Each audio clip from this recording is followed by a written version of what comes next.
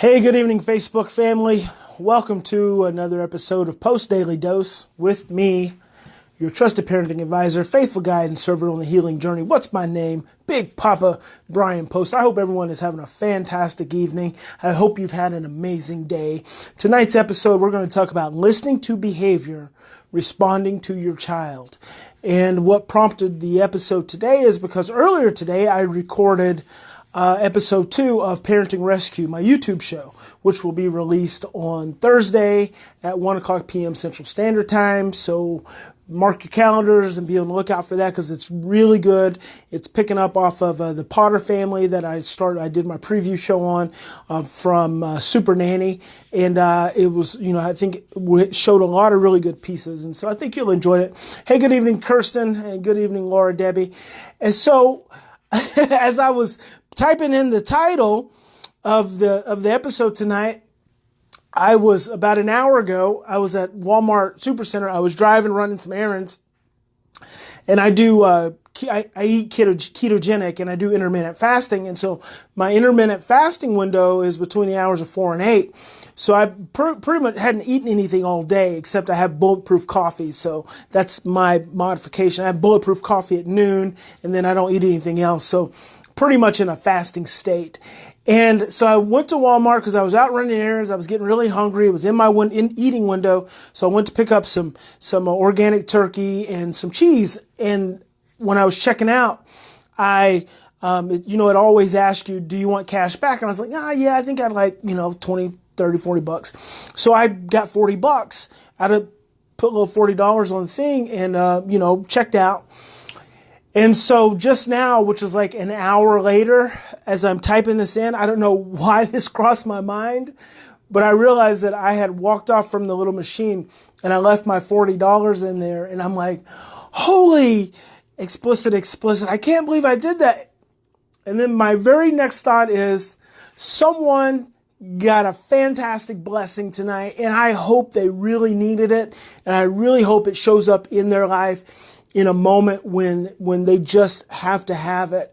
And can you imagine, being down to your last coins, your last dollars? I've been there before and walking into Walmart and happen to look in the thing and there's 2 fresh, crisp $20 bills. How amazing is that? And so I'm just grateful to be able to bless someone like that and not have to hold on to that and be upset and be stressed out. And so I just wanted to share that little story with you guys. So anyway, hey, Peggy.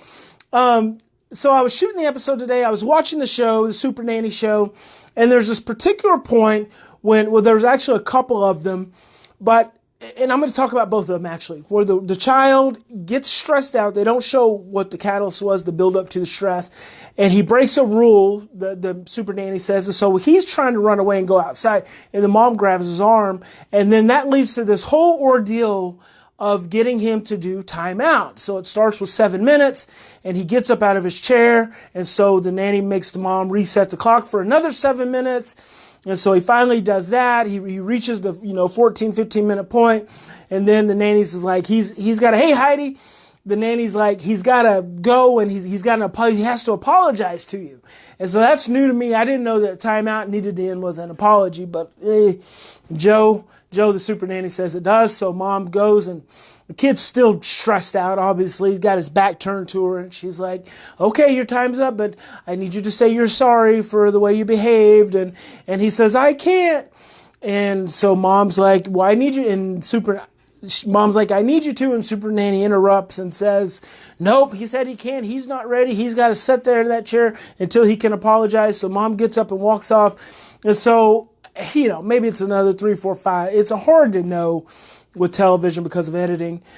But eventually she comes back and the kid apologizes. And my mom always says, they're not kids. Kids are baby goats. They're children. The child apologizes. My mom was a Head Start teacher for 35 years, and so she's like all about the kids, the children. Golly, sorry.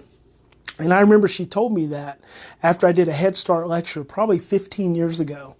She said, you kept saying kids, you need to say children or child. I was like, okay. So there you have it. Anyway, the child finally says, I'm sorry, whispers into his mom's ear, I'm sorry. Mom's like, okay, we're good. And so then she's doing the little part where, where they show the parent kind of like this scene here where she's got a backdrop behind her and she's explaining the episode. And she's saying it felt so good for him to apologize. And he really needed me to set that structure and those limits. And then it shows the happy child. And I'm like, oh my gosh, are you serious? If I have been forced to sit in a chair for 20 minutes, and my getting out of that chair is dependent on my apologizing to you, I'm just going to tell you I'm sorry. And then, of course, I'm going to be happy because I'm out of the freaking chair. And so it's sad and it's funny at the same time how we build these stories around these situations to reinforce our beliefs. That's such crap. It's such crap. And the problem is we believe it. We believe it because that's what we've experienced. See, our unconscious imprints from generations and generations and generations of fear-based parenting tell us this is right. The child should apologize for behaving the way he's behaved. And it's just strange that, that you have it on television and now we can see it. So tomorrow when I release this episode, you're going to see it. I mean, there's a couple different times I'm just completely overwhelmed. And so the reason I have the title is this is something that I talk about, listening to behavior, responding to the child. The behavior is telling you when your child is stressed. That's all it is. Behavior tells you when your child has went outside of your window of tolerance. When you listen to the behavior, basically what you're hearing is a cry. Basically what you're hearing is a signal. Basically what you're hearing is a red flag by the child that says, I have exceeded my very small, immature window of tolerance for how much stress I can handle at this moment. Therefore, I am now in dysregulation. Therefore, I am now stressed out. Therefore, I'm outside of my window of tolerance to be able to effectively manage myself in a mature and socially acceptable and familially acceptable way, which means I need you to help me get regulated again, and I need you to help me contain that stress, and I need you to help me get back in with my window of tolerance. And by doing that for me, by taking the time and actually helping me restore my window of tolerance, by taking the time and helping me regulate myself, by taking the time and helping me reduce my stress, you are now teaching my system, my young, immature system, because when you're doing all those things, you're helping me release oxytocin in the presence of stress. You're now teaching my system how to release a little bit more oxytocin, therefore be regulated a little bit more, therefore have a little wider window of tolerance for the next occasion of stress. That's responding to the child. Listening to the behavior, responding to the child. But if in your listening to the behavior, you just get stressed out and you focus on controlling the behavior or suppressing the behavior or dominating the behavior or changing the behavior, guess who you're not responding to? You're not responding to the child. You're responding to the behavior. And guess how we respond to behavior? We respond to behavior by creating more stress. We respond to behavior by creating more fear. And then guess what that leads to? A child who gets older but doesn't get better. It's an interesting dynamic, guys. It's an interesting dynamic, and it's so simple. But sometimes it can be so hard to see because of stress, because of overwhelm. And then there was this other scenario. Debbie says, my 2 and 8-year-olds say, I'm sorry, Mommy, and expect to do what they want again. Of course they do. They're 2 and 8, and the 8-year-old is probably closer to 5. And so, of course, they say it because they're learning. They're learning. They're being taught what the words mean. And so now you're still teaching them, right? It's not too late. You're just getting started. And I know you, Debbie, you've been around for a while. So what you're saying is, they're learning. They're still learning. So you're still teaching them. And so now it's, I understand, honey, that you said I'm sorry, but I'm sorry has to be followed up with actions. So if you really say I'm sorry, which means you're apologizing to Mommy for your behavior, then that means you're going to choose to do something different. And if I was you, I would choose to do this, because that's what being sorry to me really would mean. And so when children say I'm sorry and then they don't do anything different, who does that remind you of? We do that as adults all the time. We're all the time apologizing, but then we do the same thing. We just turn right around and do the same thing. Well, that's how children are learning. They're learning that an apology doesn't have to be followed up with actions. And we want to change that. And you have an opportunity to change that. We always have an opportunity to change that. Heck, sometimes it's hard enough just to apologize to our children as adults. Think about that. How many times did your parents apologize to you as a child? Think about that right now. When you were growing up, how many times did your parents do something that they could have done better, make a mistake or whatever it may have been, and then they apologized to you? I don't think it ever happened for me. And was the apology ever followed with a request for forgiveness? How many of you had a parent who actually requested forgiveness? So you see how foreign these imprints are for most of us? Now, some of you, of course, had awesome parents and things all happened, but you're probably not watching, to be honest with you.